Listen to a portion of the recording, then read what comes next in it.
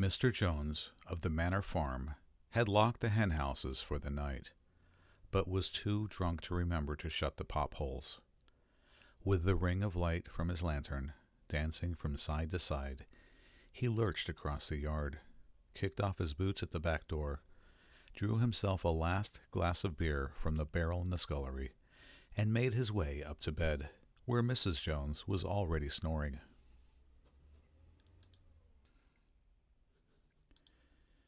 As soon as the light in the bedroom went out, there was a stirring and a fluttering all through the farm buildings. Word had gone round during the day that old Major, the prize middle white boar, had had a strange dream on the previous night and wished to communicate it to the other animals. It had been agreed that they should all meet in the big barn as soon as Mr. Jones was safely out of the way. Old Major, so he was always called, though the name under which he had been exhibited was Willington Beauty, was so highly regarded on the farm that everyone was quite ready to lose an hour's sleep in order to hear what he had to say.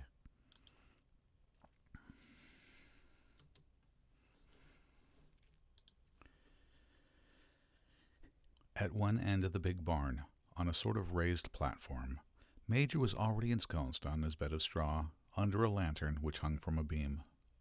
He was 12 years old and had lately grown rather stout, but he was still a majestic-looking pig, with a wise and benevolent appearance in spite of the fact that his tushes had never been cut. Before long, the other animals began to arrive and make themselves comfortable after their different fashions. First came the 3 dogs, Bluebell, Jessie, and Pincher, and then the pigs, who settled down on the straw immediately in front of the platform. The hens perched themselves on the windowsills. The pigeons fluttered up to the rafters. The sheep and cows lay down behind the pigs and began to chew the cud. The 2 cart horses, Boxer and Clover, came in together, walking very slowly and setting down their vast hairy hooves with great care lest there be some small animal concealed in the straw.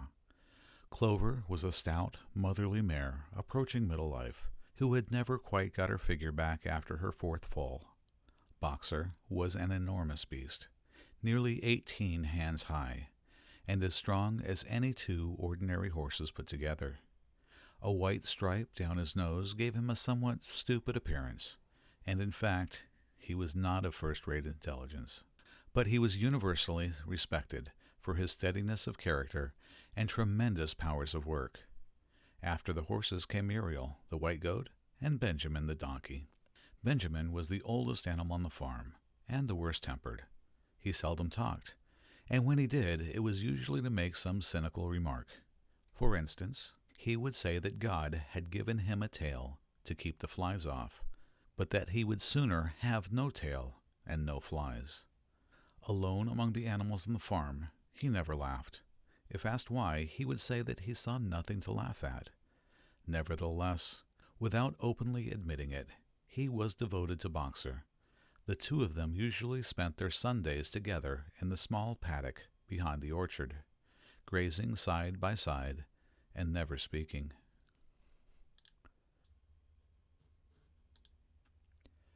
The 2 horses had just lain down when a brood of ducklings, which had lost their mother, filed into the barn, cheeping feebly and wandering from side to side to find some place where they would not be trodden on. Clover made a sort of wall round them with her great foreleg, and the ducklings nestled down inside it and promptly fell asleep. At the last moment, Molly, the foolish, pretty white mare, who drew Mr. Jones's trap, came mincing daintily in, chewing at a lump of sugar. She took a place near the front and began flirting with her white mane, hoping to draw attention to the red ribbons it was plaited with. Last of all came the cat, who looked round, as usual, for the warmest place, and finally squeezed herself in between Boxer and Clover. There she purred contentedly throughout Major's speech, without listening to a word of what he was saying.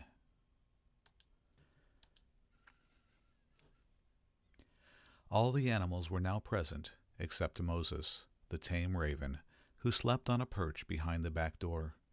When Major saw that they had all made themselves comfortable and were waiting attentively, he cleared his throat and began.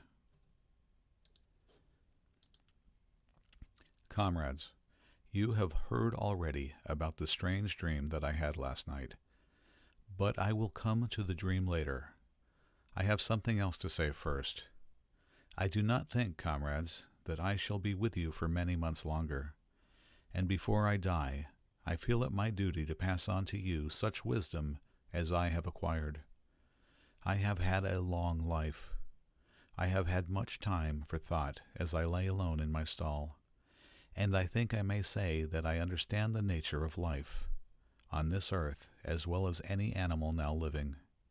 It is about this that I wish to speak to you. Now, comrades, what is the nature of this life of ours? Let us face it. Our lives are miserable, laborious, and short. We are born, we are given just so much food as will keep the breath in our bodies, and those of us who are capable of it are forced to work to the last atom of our strength.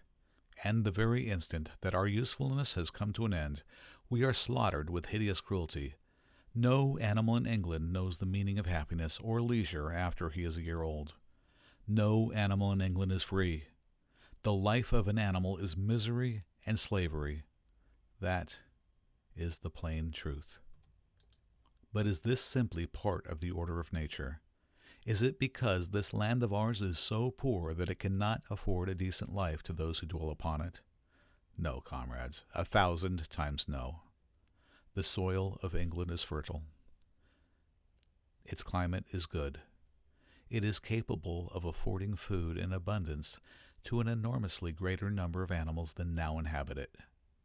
This single farm of ours would support a dozen horses, 20 cows, hundreds of sheep, and all of them living in a comfort and a dignity that are now almost beyond our imagining.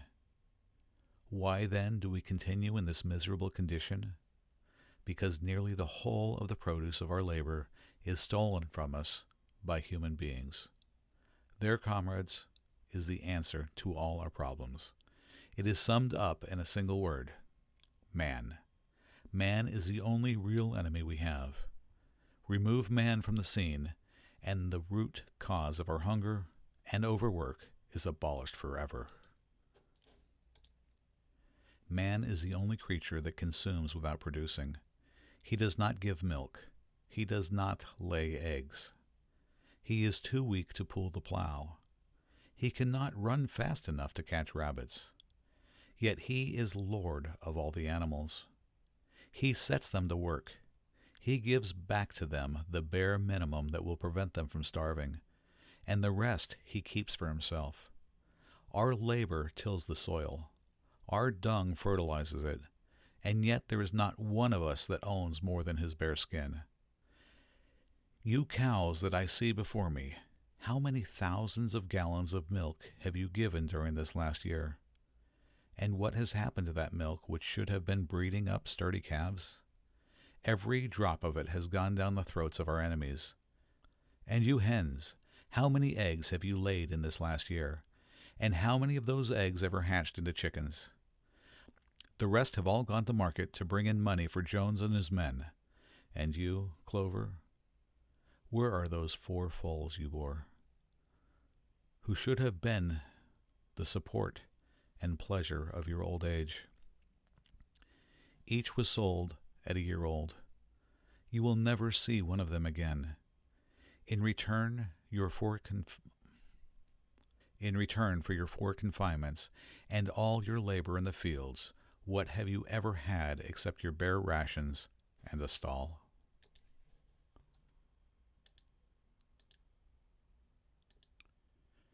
And even the miserable lives we lead are not allowed to reach their natural span. For myself, I do not grumble, for I am one of the lucky ones. I am 12 years old and have over 400 children. So is the natural life of a pig, but no animal escapes the cruel knife in the end. You young porkers who are sitting in front of me, every one of you will scream your lives out at the block within a year.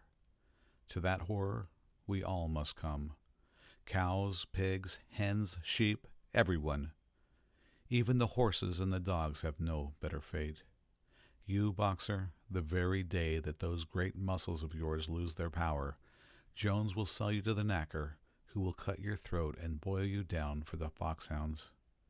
As for the dogs, when they grow old and toothless, Jones ties a brick round their necks and drowns them in the nearest pond. Is it not crystal clear then, comrades, that all the evils of this life of ours spring from the tyranny of human beings? Only get rid of man, and the produce of our labor would be our own. Almost overnight we could become rich and free. What then must we do? Why, work night and day, body and soul, for the overthrow of the human race. That is my message to you, comrades. Rebellion. I do not know when that rebellion will come. It may be in a week or in 100 years. But I know, as surely as I see the straw beneath my feet, that sooner or later justice will be done. Fix your eyes on that, comrades. Throughout the short remainder of your lives, and above all, pass on this message of mine to those who come after you, so that future generations shall carry on the struggle until it is victorious. And remember, comrades, your resolution must never falter. No argument must lead you astray. Never listen when they tell you that man and the animals have a common interest, that the prosperity of the one is the prosperity of the others. It is all lies. Man serves the interests of no creature except himself. And among us animals, let there be perfect unity, perfect comradeship in the struggle. All men are enemies, all animals are comrades. At this moment, there was a tremendous uproar. While Major was speaking, 4 large rats had crept out of their holes and were sitting on their hindquarters, listening to him. The dogs had suddenly caught sight of them, and it was only by swift dash for their holes that the rats saved their lives. Major raised his trotter for silence. "Comrades," he said, "here is a point that must be settled. The wild creatures, such as rats and rabbits, are they our friends or our enemies? Let us put it to the vote. I propose this question to the meeting. Are rats comrades?"